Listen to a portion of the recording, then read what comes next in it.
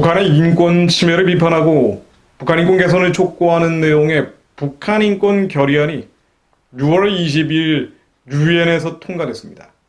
유엔 산하 인권이사회 회의에서 채택된 것이죠.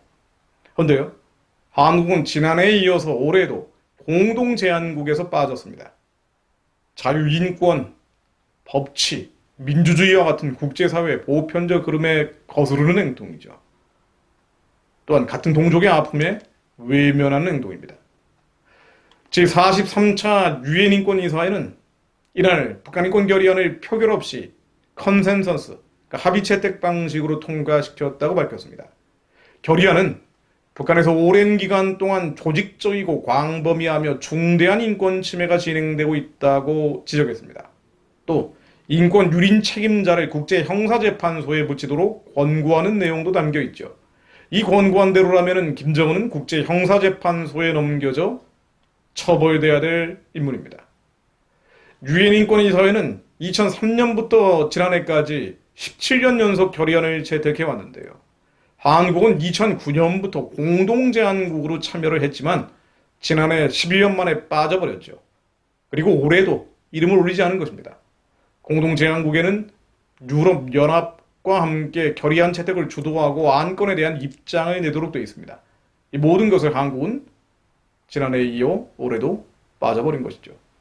외교부는 이렇게 얘기합니다. 현재 한반도 정세 등 재반 상황 등을 종합적으로 고려할 때 공동 제안국에는 참여하지 않았다면서 한반도 평화 번영을 통한 북한 인권 증진을 위해 지속적으로 노력해 갈 것이라고 했습니다.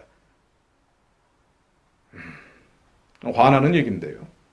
한반도 평화 번영을 통한 북한 인권 증진을 위해 지속적으로 노력해 갈 것이다. 이 한반도 평화 번영이라는 것이 무엇입니까? 결국 북한의 대남 공세, 건물을 폭파시키고 대남 삐라까지 날리겠다고 하는 이런 공갈 협박에 대해 인내하고 북한 주민 2,500만 명의 인권 유린에 대해서는 침묵하는 것이죠. 그것을 한반도 평화 번영이라고 이야기하면서 심지어 그것을 통해 북한 인권 증진을 하겠다라는 이야기를 하는 것입니다. 더욱 의아한 것은 야당이라는 미래통합당의 침묵입니다. 아무리 검색해봐도 여기에 대해서 한마디 했다는 얘기가 나오질 않더군요. 제가 잘못 찾은 것이길 바랍니다만 북한 인권에 대해서 이렇게 책임 있는 자들의 침묵은요. 안보를 말하긴 하지만 북한 문제의 가장 근간이 되는 대한민국 헌법상 국민인 2,500만 명의 인간으로서의 존엄과 가치에 대해서 관심이 없는 것이죠. 사실은 교회들도 마찬가지입니다. 이기적이죠. 나만 생각합니다. 이런 이기적이고 나만 생각하는 나라, 백성들이 선교하는 나라가 될 수 있다는 것. 난센스처럼 보입니다. 하나님의 마음을 대변하는 것이 아니라 이 땅의 육신의 정욕과 안목의 정욕과 이생의 자랑만 생각하는데 어떻게 열방을 섬길 수 있다고 하는 것인지. 그러므로 먼저 회개해야 합니다. 사랑이라는 것은 이기심이 아니죠. 이기심이라는 것은 육신의 정욕과 안목의 정욕과 이생의 자랑을 생각하는 것입니다. 하나님의 마음이 결코 될 수 없습니다. 한국인이 무엇보다 한국 교회가 북한 문제라는 리트머스 시험지 앞에서 이기심을 회개해야 됩니다. 사랑 없음을 회개합니다. 그래야 하나님이 기적의 반전을 만들어 주십니다. 나라를 지키겠다고, 체제를 수호하겠다고 아무리 얘기해도 이기적이고 나만 생각하는 그 이기적이고 나만 생각하는 마음을 가지고는 하나님이 개입하실 수 없습니다. 하나님께서는 각 사람의 그 행한 대로 보응하시기 때문입니다. 로마서 2장 6, 7절 말씀입니다. 하나님께서는 각 사람에게 그 행한 대로 보응하시되 참고 선을 행하여 영광과 존귀와 썩지 아니함을 구하는 자에게는 영생으로 하시고 오직 당을 지어 지위를 따르지 아니하고 불의를 따르는 자에게는 진노와 분노로 하시리라. 오직 당을 지어 NIV 버전에는 self-seeking이라고 되어 있습니다. 이기적이라. 현대어 성경은 이기적이며 지위에 순종하지 않고 불의를 따르는 사람에게는 분노와 형벌로 갚으실 것이라고 합니다. 이기적인 것, 나만 생각하는 것. 그것은 하나님이 분노와 형벌로 갚으신다고 합니다. 그렇지 하나님의 마음은 사랑인데요. 사랑은 어떤 것입니까? 사랑은 이기적이지 않은 것입니다. 고린도전서 13장 5절로 사랑은 무리히 행하지 아니하며 자기의 유익을 구하지 아니하며 성내지 아니하며 악한 것을 생각하지 아니하며 자기의 유익을 구하지 아니하며 역시 현대어 성경은 이기적이거나 성내지 않으며라고 번역이 되어 있습니다.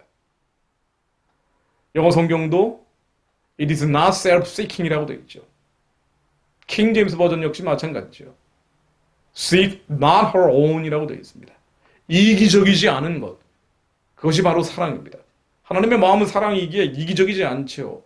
갇힌 자가 있으면 갇힌 것처럼 생각하고 학대받는 자가 있으면 학대받는 자를 생각하죠. 나만 생각하고 나의 가족만 생각하는 이기적인 마음은 하나님의 마음, 사랑의 마음이 아닙니다. 그러므로 시편 기자가 119편 36절에서 내 마음을 주의 증거들에게 향하게 하시고 탐욕으로 향하지 말게 하소서. 역시 개혁 한글판에는 이기적이라는 단어가 번역이 안 되어 있는데요. 현대어 성경 내 마음이 주의 말씀으로 향하게 하시고 이기적인 욕심으로 치우치지 않게 하소서라고 되어 있습니다.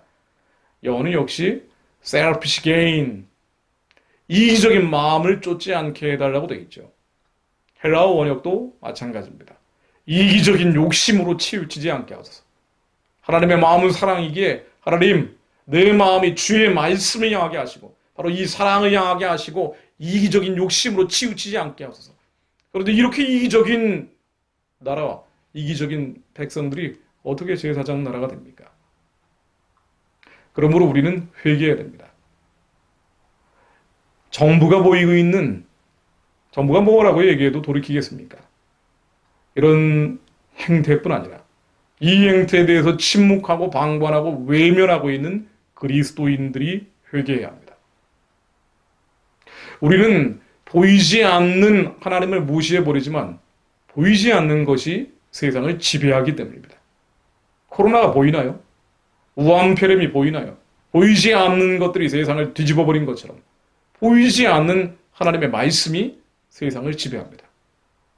보이지 않는다고 말씀을 무시해버리고 이기적으로 산다는 것은 하나님을 무시하는 것이죠. 고린도후서 4장 17, 18절 말씀으로 마무리합니다. 우리가 얼마나 하나님을 무시하고 있는지, 하나님을 두려워하지 않는지, 보이지 않는다는 이유로 우리가 잠시 받는 환난의 가벼운 것이 지극히 크고 영원한 영광에 충한 것을 우리에게 이루게 하심이니 우리가 주목하는 것은 보이는 것이 아니요 보이지 않는 것이니 보이는 것은 잠깐이요 보이지 않는 것은 영원합니다. 보이는 것은 잠깐이요 이 땅의 정욕과 탐심을 채우는 것 잠깐이죠. 평안과 풍요를 쫓는 것 잠깐입니다. 보이지 않는 것이 영원합니다. 보이지 않는 하나님의 말씀이 이 세상을 지배합니다. 보이지 않는 말씀을 두려워하는 자들, 이기심과 자기 정욕을 쫓아가는 이들이 아니라 하나님의 말씀을 이루기 위해 주님이 우리 심령 가운데 새겨두신 그 선하고 기쁘고 온전하신 뜻을 이루기 위해 선한 양심을 쫓아가는 자들, 하나님의 말씀을 따라 사는 자들, 성령에 따라 살며 성령에 따라 행하는 자들, 잠깐인 보이는 것을 쫓아가는 것이 아니라 영원한 보이지 않는 것을 쫓아감으로 영생을 누리는 자들이 한국의 그리스도인들 가운데 일어나게 하옵소서. 또한 저희가 그런 자들이 되게 하옵소서.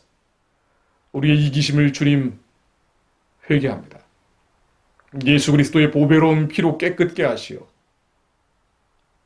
거듭난 예수 안에 새로운 피조물임을 다시 한번 깨닫게 하시고 이제 사는 것은 내가 사는 것이 아닌 내 안에 예수 그리스도가 사는 것임을 다시 한번 완전하신 말씀 앞에 떠는 자들이 되게 하옵소서. 예수 그리스도 이름으로 기도했습니다. 아멘.